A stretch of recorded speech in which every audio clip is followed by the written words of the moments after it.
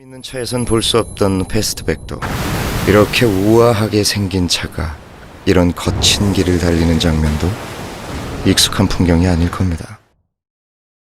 안녕하십니까, 김벤치입니다. 오늘 전해드릴 소식은 1편에서 가격에 대해서 대략적으로만 좀 알아봤다면 2편에서는 실제로 어떤 트림의 옵션들을 선택할지 말지, 그 다음에 어떤 게 추천을 할지, 그런 부분에 대해서 제가 기존에 G80하고 카니발 거의 풀옵션 정도 수준 다 타보고 경험해본 그걸 통해서 여러분들에게 알려드리려고 합니다. 1편 영상은 그랜저하고 비교하고 K7하고 비교해보면서 어느 정도만 개략적으로 했다면 오늘 영상은 진짜 도움이 많이 될 것 같습니다. 바로 가시죠.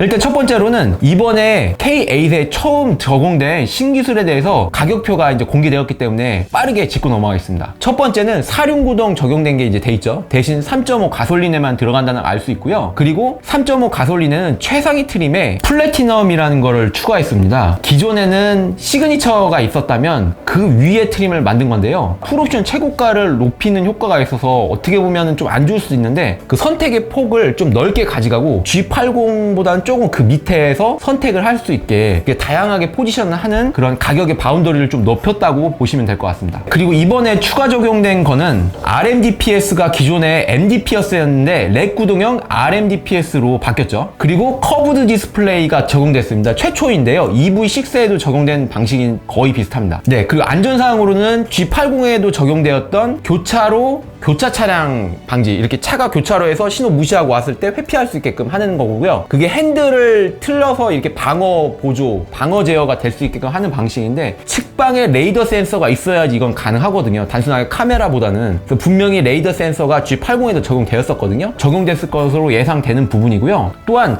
차로를 벗어나서 이렇게 추월을 할 때 마주오는 차가 있으면 내가 발견을 못했을 때 회피할 수 있게끔 핸들을 틀어서 회피하는 방식, 그것도 보조 기능이 들어갑니다. 차선도 변경하는 거를 보조해주고요. HDA2가 들어갑니다. 그리고 다 옵션 사항입니다. 이런 것들은. 그리고 내비게이션 기반 스마트 크루즈가 되는데 이게 고속도로 진출입로에도 됩니다. 이런 것들은 다 측방 레이더가 전방에 있어야지 되는 부분이고요. 측방에는 기존에 없었는데 추가됐다고 보시면 됩니다. 기존에 그러면은 어떤 방식으로 이루어졌었나? 기존에는 회피를 하고 이제 후측방에서 차가 오면 내가 깜빡이를 놓고 틀 때 피해야 되잖아요. 그럴 때는 전면하고 후면에 이제 휠에 ESC의 브레이크를 순간적으로 잡아주어서 브레이크로 핸들을 틀은 편제동을 시켜주는 거죠. 순간적으로 틀어주는 방식. 그런 방식을 썼었다면 이번에 G80이라는 이런 제네시스급에 적용되었던 핸들을 순간적으로 틀어서 보조를 해주는 그런 방식이 들어갔다고 보시면 될 것 같습니다. 이런 부분은 그랜저라든지 그 하위 차종에는 미적용 사항입니다.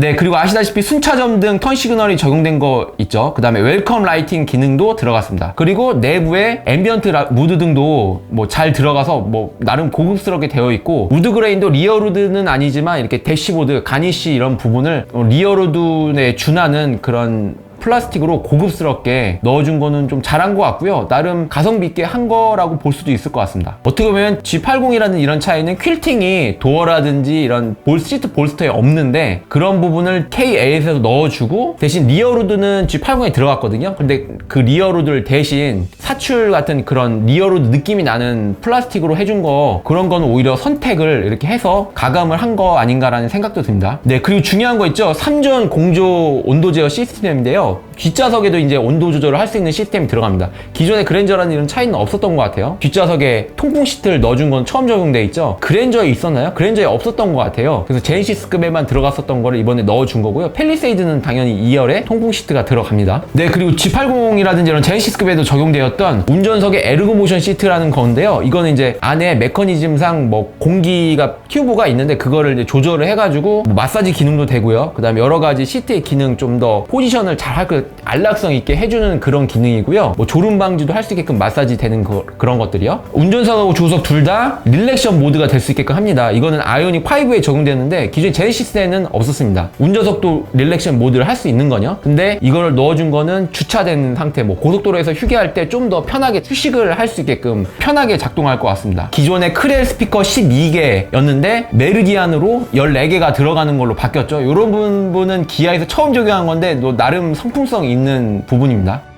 다음으로는 추천 트림에 대해서 빨리 짚고 나갈게요. 추천 트림은 중간 트림인 노블레스 트림을 추천을 드립니다. 3.5% 개소세 기준으로 3,510만원 정도 하는데요. 나름 괜찮게 잘 나왔어요. 왜냐하면 기본적으로 듀얼 디스플레이가 들어가요. 디지털 클러스터 12.3인치, 그 다음에 내비게이션도 12.3인치로 들어가고 어라운드 뷰도 들어갑니다. 그리고 후측방 모니터도 들어가고요. 이런 것들이 다 포함된 상태에서 따지면 어떻게 보면 기존 대비 한 150만원, 200만원 정도 올라갔거든요. 기존 중간 정도 트림 K7 대비. 그런데 노블레스 중간 트림에서 기본 적용된 거 옵션을 따지면 거의 비슷하다고 볼 수 있을 것 같아요. 나름 괜찮다고 봅니다, 이제. 근데 오히려 HUD는 좀 빼준 게 좀 잘 된 것 같기도 하고요. 왜냐면 제가 G80에서 HUD 썼는데 HUD가 약간 호불호가 있을 수 있어요. 왜냐면 약간 주변에 전방에 너무 화면이 막 많이 막 움직이고 다이나믹하게 움직이면 처음에는 약 신기해서 하는데 오래 하면 장거리 운전이라든지 이럴 때 좀 피로감을 느낄 수가 있거든요. 왜냐면 G80도 또 커요, 그 HUD가. 그래서 좀 호불호가 될 수 있는 거는 오히려 옵션을 빼놓은 거, 이게 지금 중간 트림이 저는 제일 가성비 있다고 볼 수 있을 것 같습니다. 그리고 또한 중간 트림에서는 외장 트림 있잖아요. 이런 크롬의 후면이라든지 외관 전면부, 후면부, 측면부 이런 부분의 그런 디자인들이 기본적으로 좀 더 업그레이드가 되거든요. 기본적으로 이미 공개된 그 차량 사진들은 대부분 풀옵션인데 그런 거에 준하는 정도의 외관이 되기 때문에 좀 만족감을 줄 것 같습니다.